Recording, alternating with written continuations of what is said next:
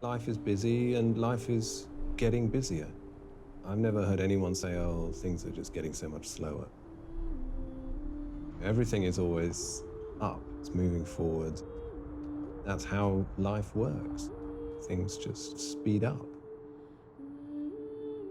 That, in a way, suits corporations, but does it suit individuals as well?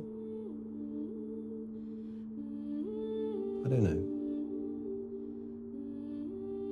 So I wanted to make a piece which has got an element of a sort of a quiet protest about it. Just to kind of take a look at this and offer a landscape to withdraw from that for a minute, step off the wheel and take stock.